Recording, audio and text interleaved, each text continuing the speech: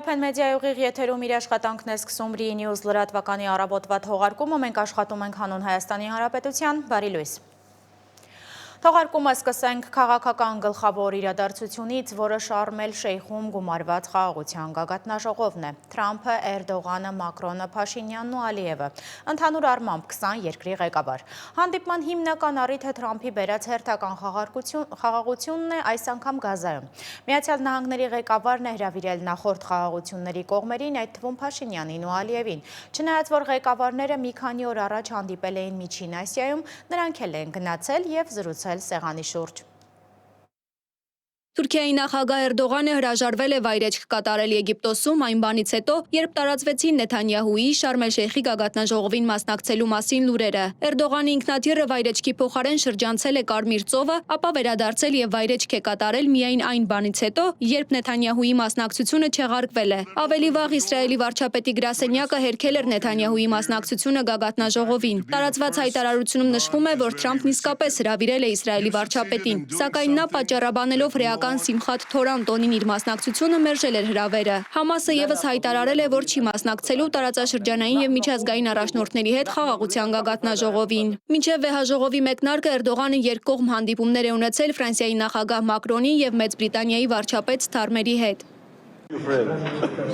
Խաղաղության գագաթնաժողովին հրավիրված Հայաստանի եւ Ադրբեջանի ղեկավարների զրույցի ընթացքում նրանց է միացել Պակիստանի վարչապետ Շահբազ Շարիֆը։ Ալիևի հետ ջերմ ողջագուրվել է Փաշինյանի ձեռքը սեղմել, մինչև վերջերս Հայաստանի գոյությունը չճանաչող երկրի ղեկավարը։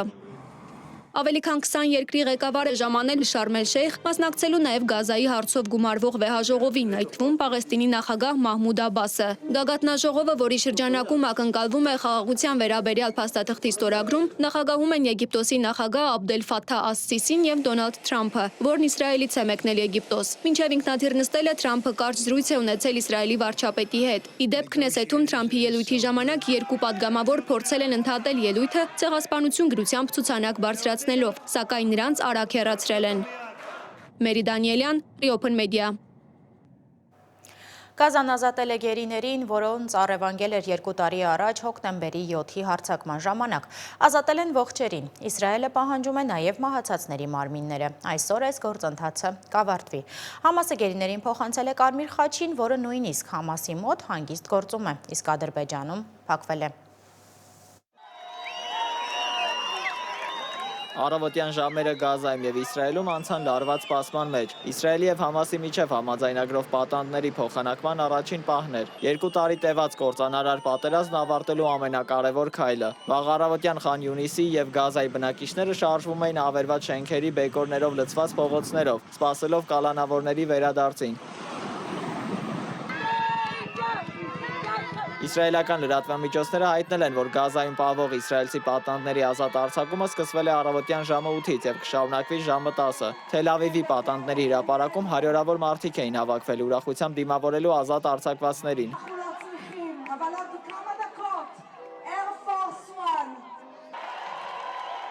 Իսրայելի բանակը հայտարարել է, որ առաջին 7 ողջ մնացած պատանդները վերադարձել են Կարմիր խաչի միջոցով Գազայից տեղափոխվելուց հետո։ Ակնկալվում է, որ օրվա ընթացքում կազատվեն եւս 13 ողջ պատանդներ, 26 մահացած պատանդների եւ 2 անհայտ ճակատագրով անձանց մարմիններ։ Իսրայելը պետք է ազատ արձակեր 1700 պաղեստինցի կալանավորների ձերբակալված 2023 թվականի հոկտեմբերի 7-ից սկսած, 22 անչափահասներ եւ 360 զինյալների մարմիններ։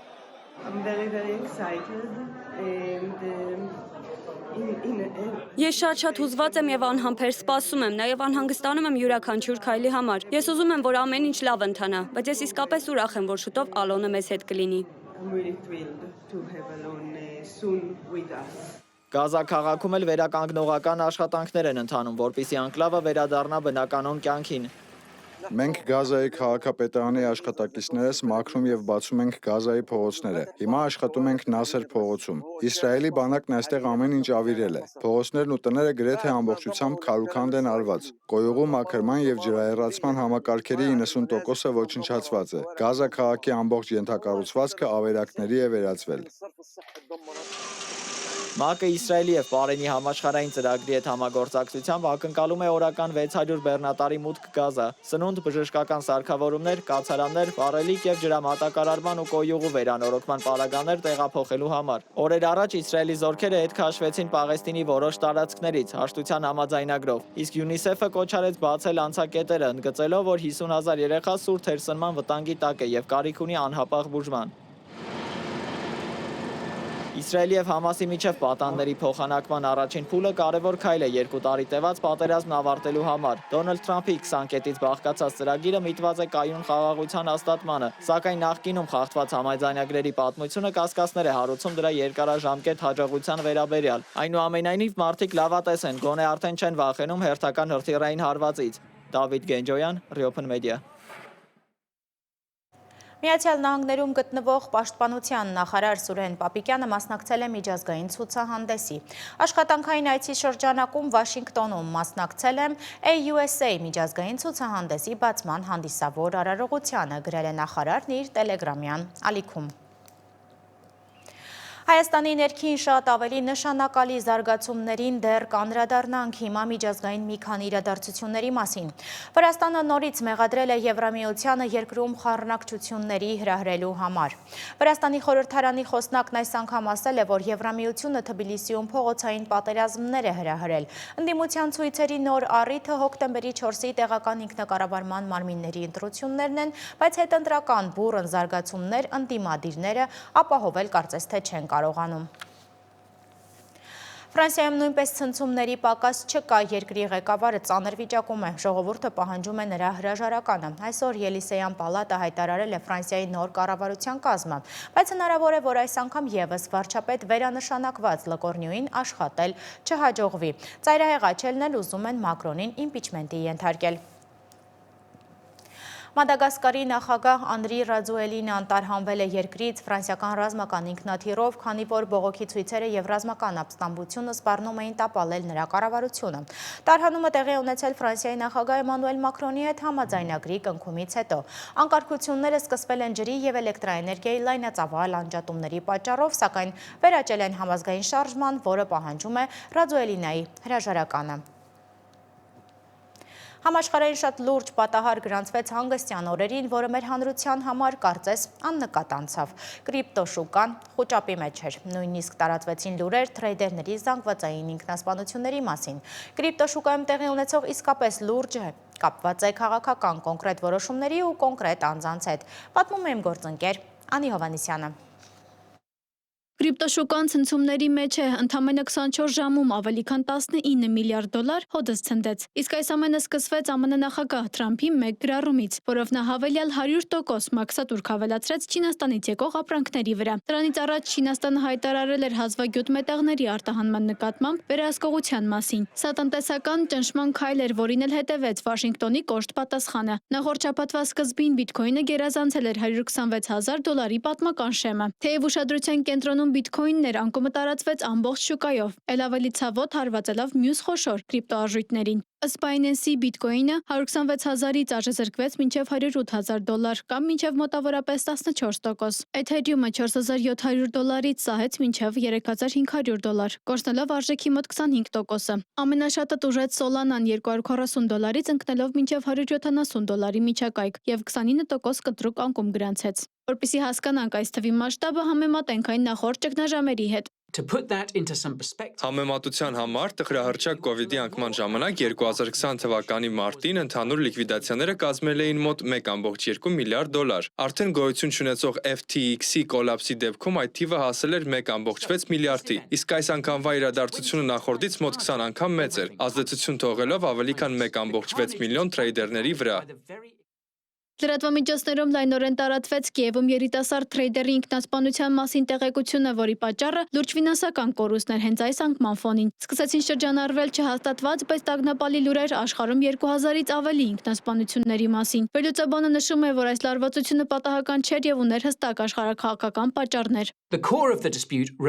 Չինաստանի վերջին քայլը սահմանափակել հազվագյուտ մետաղների արտահանումը ուղղակի հարված էր ԱՄՆ-ի ռազմավարական թույլ կողմին, փորձ սակարկության լծակ ստանալու համար Թրամփի եւ Սի Ցինպինի սպասվող հանդիպումից առաջ։ Այն փաստը, որ մեկ քաղաքական գործչի գրառումը կարող է առաջացնել ավելի մեծ ֆինանսական կորուստներ, քան COVID-ի համավարակը, նոր իրողություն է, որ նոր պահանջներ է դնում կրիպտոյով գումար աշխատողների առաջ, գնահատել ոչ միայն ֆինանսական, այլև քաղաքական ռիսկերը։ Անի Հովհաննիսյան, Reopen Media։ Մինչև Շարմ էլ Շեյխ մեկնելը Փաշինյանը չի ստացել նախկին 3 նախագահների հետ Արցախի շուրջ բանավիճելու համաձայնություն։ Նիկոլ Փաշինյանը սկսել է հեռակաբանավեճ եւ նախկին նախագահներին նետել է իր թեզերին արձագանքելու բարդ մարտահրավեր։ Փաշինյանի ասելիքն այն է, որ եթե նախկին նախագահների նկարագրած լուծումներն այդքան լավն էին, ինչու նրանք դա դեռ չեն իրագործել։ Նախագահների արձագանքը ընդհանուր առմամբ այս թեմային տարբեր է։ Հարցն այն է, որ նրանց 3-ին էլ միավորում է Փաշինյանի հետ Ղարաբաղյան բանակցությունների հարցով բանավեճի ցանկության բացակայությունը։ Իմ գործընկեր Նարինե Ղուկասյանն է խոսել 3 նախագահների քաղաքական թիմերի ներկայացուցիչների հետ ու լսել բոլոր կողմերին։ Փաշինյանը հերթական անգամ մարտահրավեր է նետել նախկին նախագահներին, վարկածներ շարադրելով Արցախի ապես լուծած չլինելու իր պատկերացրած պատճառների մասին։ Ինչու Հայաստանի նախկին 3 ղեկավարները կյանքի չեն կոչել Արցախի հարցի իրենց իսկ նկարագրած հոյակապ լուծումները, հարցրել է Փաշինյանը եւ ինքն էլ պատասխանել իր հարցադրմանը, նշելով իր տարբերակները։ Առաջինը, որ նրանք ցուցաբերել են հանցավոր անգործություն, գուցե ծառայելով ոչ թե Հայաստանի, այլ օտար երկրների շահերին, մեզ զրկելով Ղարաբաղի հարցի հոյակապ լուծումից կամ լուծումներից, եւ երկրորդ տարբերակը, որ նրանց կողմից նկարագրվող այդ հոյակապ լուծումները պարզապես մտավարժանքի վրա հիմնված քաղաքական խաբեություն են եւ դրանց իրագործումը երբեք էլ հնարավոր չի եղել։ Հայ ազգային կոնգրեսի փոխնախագահ Լևոն Զուրաբյանը պնդում է իրենց իշխանությունը, նկատի ունենալով Լևոն Տեր-Պետրոսյանի նախագահության շրջանը, հաջորդ կառավարություններին է փոխանցել շատ ուժեղ ռազմական եւ բանակցային դիրքեր։ Մենք հասցրել էինք բանակցությունները մի աստիճանի, երբ որ աշխարհը պատրաստ էր ընդունել Լեռնային Ղարաբաղին որպես միջազգային իրավունքի սուբյեկտի, որովհետեւ 97 թվին մեզ առաջարկվել էր խաղաղության մի պլան, ըստ որի Լեռնային Ղարաբաղը նախ պետք է ստորագրեր այդ փաստաթուղթը, որ այդ պլանը կայանար, այսինքն իր ստորագրությունը հավասարապես Հայաստանի ու Ադրբեջանի հետ հայտնվելու էր այդ խաղաղության պլանի փաստաթղթի տակ,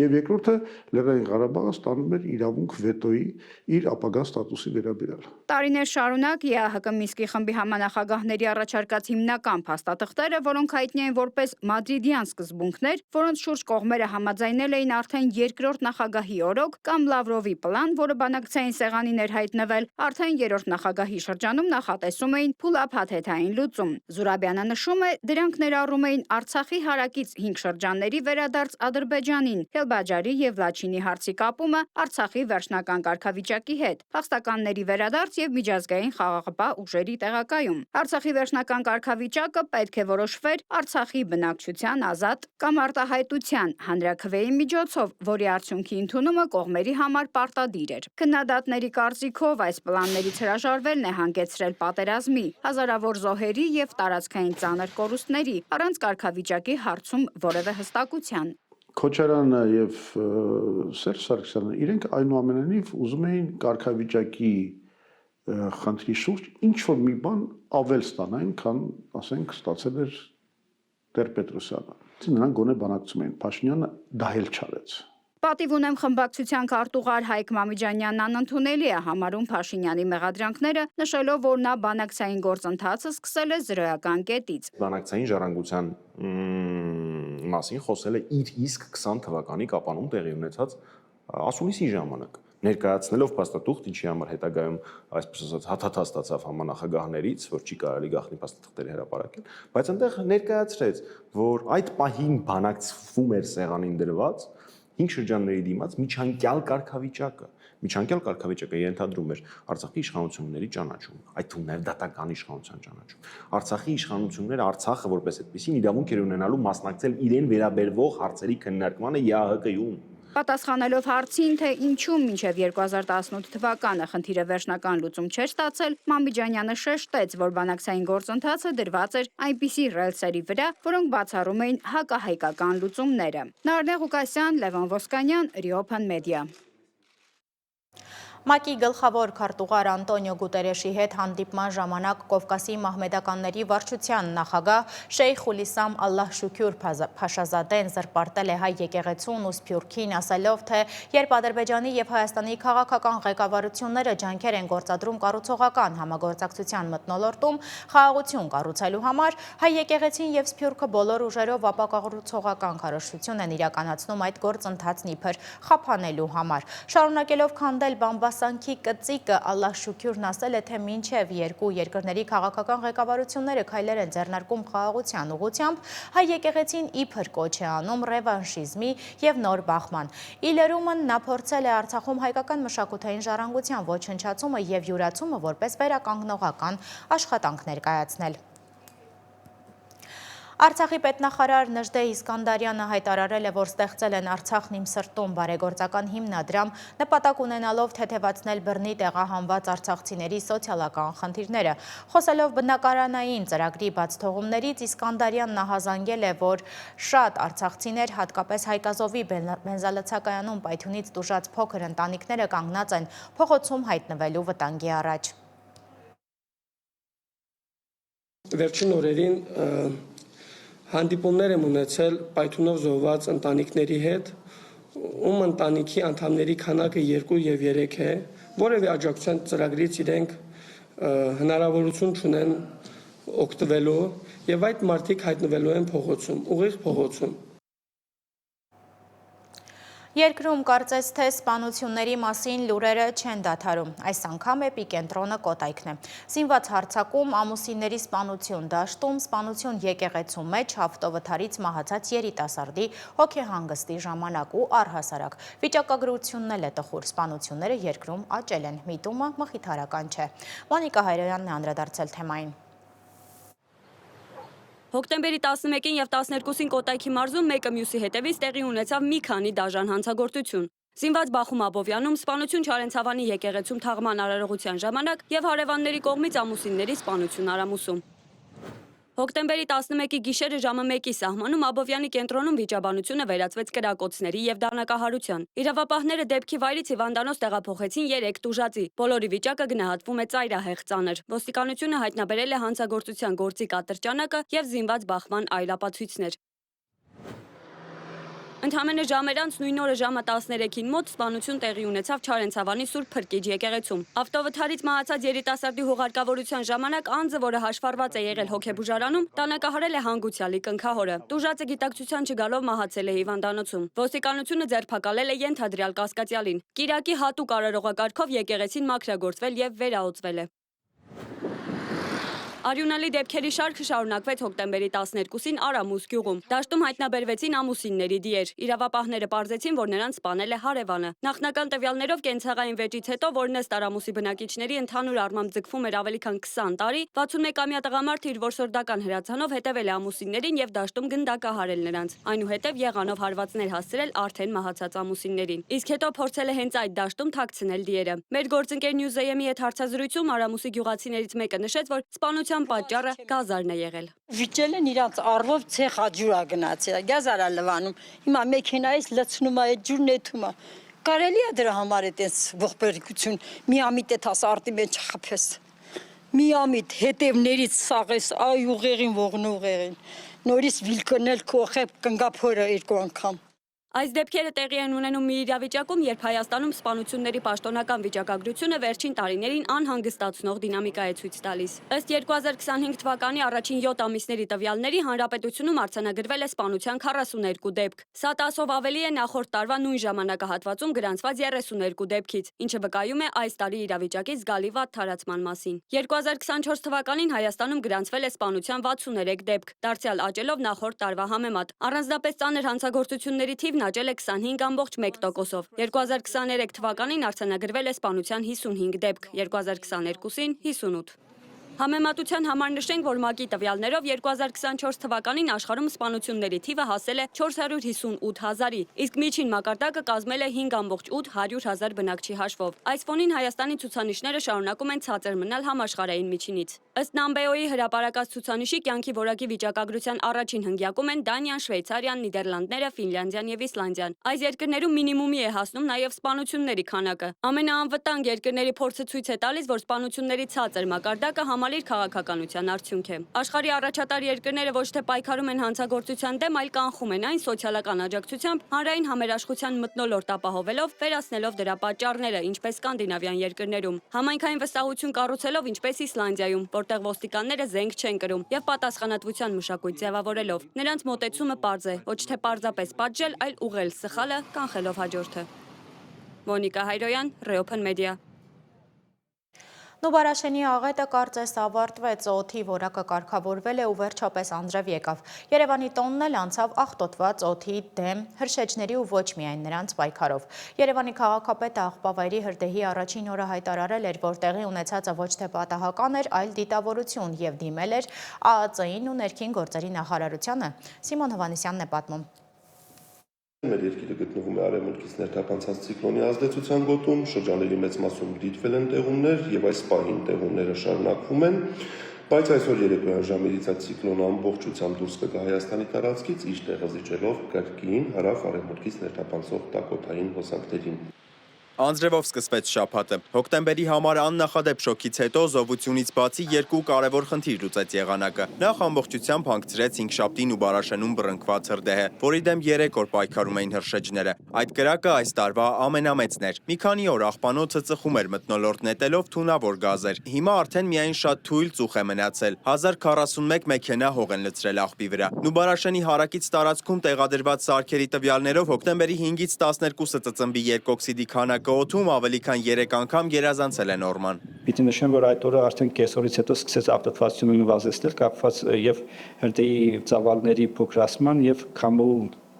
ուղղության փոփոխության հետ եւ արդեն այդ օրվա վերջում ցուցանիշները գտնվում են կրկին 50-ից 70 այդ միջակայքում, այսինքն վերադարձել են նախորդ հոկտեմբեր ամսվա միջև հրդեհ եղած միջին արժեքներին։ Առողջապահության նախարարությունն էլ նախորդին հորդորում էր հանուն ձեր իսկ առողջության սպորտով չզբաղվել դրսում ու առհասարակ ցանկալի է դրսում չլինել, ինչու միանգամից արձագանք չի եղել։ Մոնիտորինգը ցույց էր տալիս ուրբաթ օրվա դրությամբ, որ չունենք ցուցանիշների գերազանցումներ, ընդհակառակ ունենք նվազեցում ցուցանիշների, որը կապված էր քամու ուղղության եւ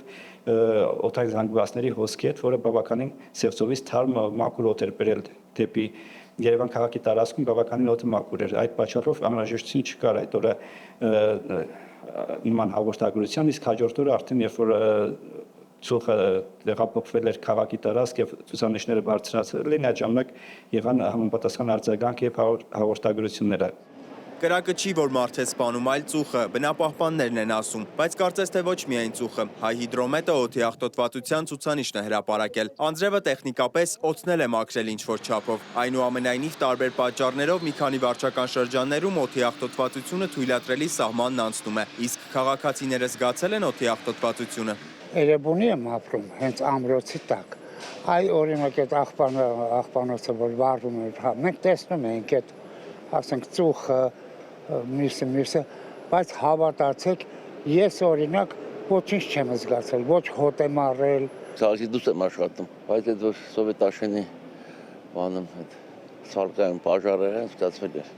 Որ ստեղ կենտրոն ենք ապրում, դուք գիտեք, մեր կենտրոնը ցածր է, չէ՞։ Ստեղ միշտ այդ փոշին մոշին միշտ զգում ենք։ Ինչ վերաբերում է աղտոտվածությանը, դե ոնց կարող է չաղտոտվի, եթե այսքան տրանսպորտը, մյուսը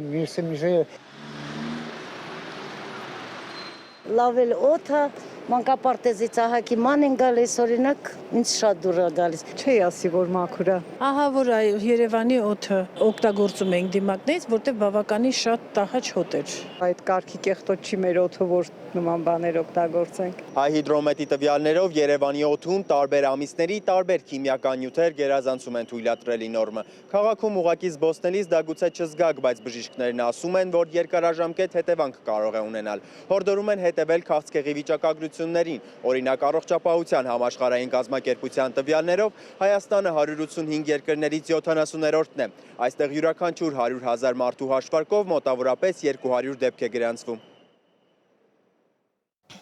Եվ վերջում Սևանա լճի մասին, որի մակարդակը հոկտեմբերի 6-ից 12-ն ընկած ժամանակահատվածում իջել է 3 սանտիմետրով և կազմել 1900 մետր 37 սանտիմետր, որն անցյալ տարվա նույն օրվա մակարդակից ցածր է 12 սանտիմետրով, իսկ 2025 թվականի հունվարի 1-ի մակարդակից 2 սանտիմետրով։ Հիդրոթերապևտաբանության և մոնիթորինգի կենտրոնի տվյալով Արփասևան ջրատարով հոկտեմբերի 6-ից 12-ն ընկած ժամանակահատվածում Սևանա լիճ տեղափոխված ջրի քանակը կազմել է 1 միլիարդ 277 միլիոն խորանարդ մետր։ Սևանա լճից բաց թողնված ջրի ծավալը ըստ Հրազդան հեկի Գեղամավան դիտակետի հոկտեմբերի 6-ից 12-ն ընկած ժամանակահատվածում ընդհանուր գումարային բաց թողումը կազմել է 181 միլիոն խորանարդ մետր։ Այս ժամի համար նախատեսել էինք այսքանը, մեր հաջորդ թողարկումը ժամը 13-ին է, տաղավարում աշխատեց Լուսինե Ղարսայանը, հաջողություն։